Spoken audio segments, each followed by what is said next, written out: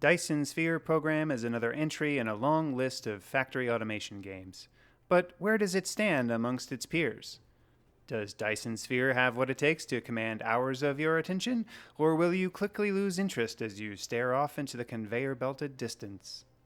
Watch on and find out. My name is Thoraxe, and this is Strategy for Busy People. If you've got a few minutes, I'll tell you what to play. Dyson Sphere Program by Youthcat Studio is a quirky but ambitious project. In what might be a surprise to you, it's actually my first factory automation game. That's right, I have never poked at this genre before, so I certainly chose an interesting first foray.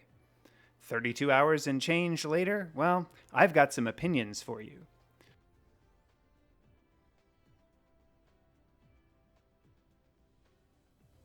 Note that this review is based on versions of the game available in February 2024. Many things may have changed. First, this game is really big. Interstellar big. While you start on one planet, you actually have access to not just one solar system, but many solar systems. And you are building on a truly massive planetary scale. But don't be intimidated just yet. Things do, fortunately, start out slowly. Your little mech robot man thing has landed on the aforementioned planet, and you begin to do some research to unlock buildings. You can fabricate a few small and simple things inside your mech, and you need to keep it powered up. Soon enough, though, your mech just won't cut it, and you have to start your factory automation going. If you had to boil this game down into a simple explanation, it's basically pillaging planets to collect resources to do research to unlock the next level of research until you finally have done all the research. And why are you doing this research? Because you want to build a Dyson sphere, a giant space array that orbits a star and sucks out its energy, or whatever. The first few tutorial steps are pretty self-explanatory, though. You have to build some things, which requires collecting some things, and then soon the things you want to build require intermediary things. Soon enough, you'll want to automate the collection of resources and then use some conveyor belts to move the collected resources to a production building. And then, soon after that, you'll want the output of one production building to feed into the input of another production building. Do you see where I'm going here? Balancing these inputs and outputs isn't super critical, but if you don't do a good job of it, a lot of your production buildings will just sit around waiting for their inputs, so you're kind of wasting time in a way. As you get into the middle game, or even really still in the early game, you will realize that designing these intricate systems of production is, well, kind of a pain in the ass. But that's where the internet and the developers will save you because they have a concept of blueprints. You can go to the internet and download blueprints, which are exactly what they sound like. Pre-existing designs of conveyors, inserters, production buildings, and so forth. Many of these blueprints are described by the types of outputs they produce. For example, are you trying to build red science cubes? Well, there's a blueprint for that, which starts from the raw resources like oil, coal, copper, etc., and the ultimate output is simply red research cubes. While you might think it sounds boring to let someone else figure out all the intricacies of these complex production chains, the reality is that I spent over 30 hours of my life downloading blueprints, plopping them onto my planet, and then running around trying to figure out how to feed the right resources into the blueprints. For example, you can make power from graphite, which can come from coal, but this isn't all that great, and you need your coal for other things. So at one point, I had unlocked enough technology to have fusion power generators, but that required deuterium. You can make deuterium from hydrogen, and the best place to get hydrogen is from a gas giant. Fortunately, I happen to have the right type of gas giant nearby. Getting gas from the gas giant uses orbital collectors. Fusion generators, orbital collectors, and all other things require massive supply chains.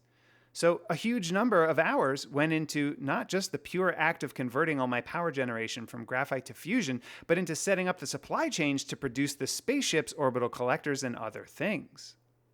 Wait, spaceships? Yes.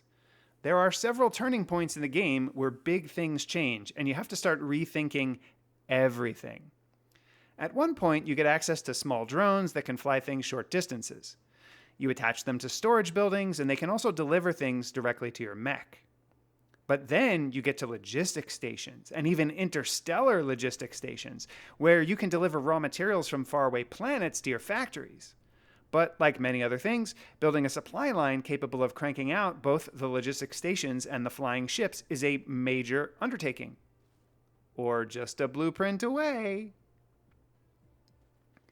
People generally spend anywhere from 40 to 80 hours to quote-unquote beat this game, or to get all the tech required to put together the Dyson Sphere. I can see that that probably is a reasonable number of hours, but I gotta say, I'm not sure that you could do it in that low time frame without using blueprints. And if you really want to go off the deep end, there is a whole community of speedrunners that are trying to beat this game in record time.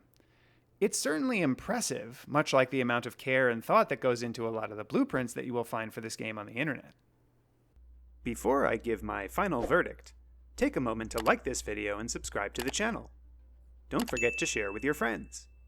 Agree with me? Disagree with me? Or want to see other content? Let me know in the comments below. Want to try this game yourself? Check out my humble affiliate link below. And if you want to support me in making more of these videos, become a patron on Patreon. Your support really makes a difference. The final verdict.